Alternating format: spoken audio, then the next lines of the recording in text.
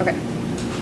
We have an order to discharge a patient, and most often physicians do put in orders for patients to be discharged, and nurses will go ahead and discharge the patient from the monitor, and then the patient still stays for about 3 hours on the unit. Please make sure you discharge the monitor at the time the patient is leaving, not when you see the discharged patient, because if that patient is still with us and pharmacy is taking care of their medication or social worker is trying to work to finalize placement, we're still responsible in monitoring their cardiac rhythm. So when we're supposed to discharge the patient, you open your patient screen and you click discharge, right? You could pick the unit that you're discharging the patient from. You have the different unit. C51 is now South 11, so the monitors will be updated to reflect South 11, even though it shows C51 right here. You have the different areas where you're discharging the patient from. And once you have your patient, this is the patient's last name, initials that you had in, and make sure it's the room. Double check the room and the patient's 3 letters of the initial that you're discharging the right patient.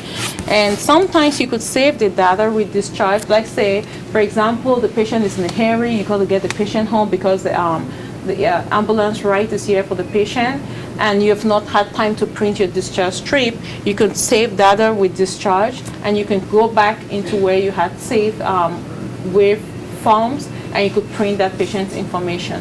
Or if you've already printed everything and you're ready to get the patient home, you just put discharge and remove information. And it tells you, are you sure you want to discharge this patient and remove their monitoring history? Yes, you want to do that. If you're 100% sure you're not going to go back to print anything, and you hit OK.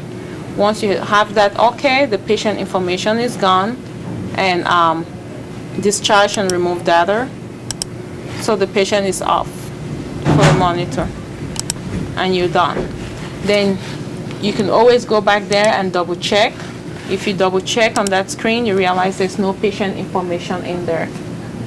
Because if you leave that information, if you save data, discharge and save data, if a new patient comes into that room and you hook up that patient in the monitor, it's going to start saving under a different patient's name. So I go back and double check to make sure there's no name or anything right there. Do you have a question?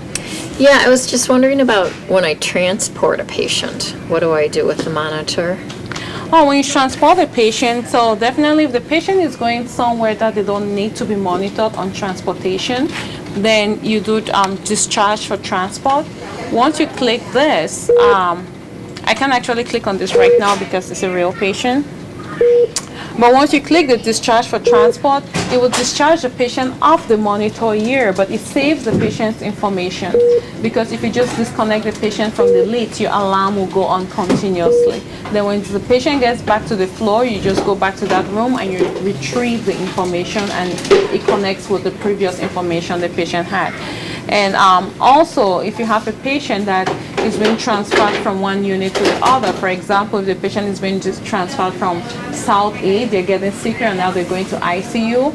So you want to save data with discharge. You don't want to completely discharge the patient's information from the monitor. So once you save the data and the patient goes to the next unit, the nurse from the next unit will be able to retrieve the information the patient had prior on this unit before being transferred to the ICU. Okay. Any question?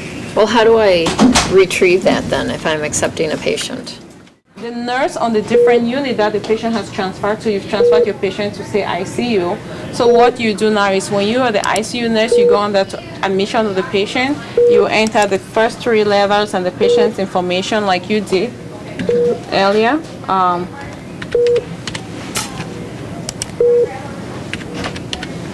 And you have the retrieve information right here. Okay. So you want to retrieve that information, and you select the patient that you're retrieving the information from. And once you select the patient, you update, and you hit select, and then update that information, and the information will pull over.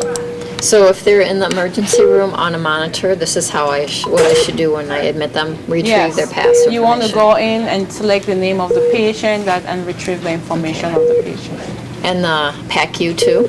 Everywhere in the house. As long as that nurse had saved the information before transferring the patient, you should be able to get the Okay, information. so if I can't find it, it might be that they discharged the patient by or you accident by or something. accident, and you want to Okay. double check for them. But they should always have a strip on the patient that the patient is coming off before the patient gets transferred. Okay. Okay.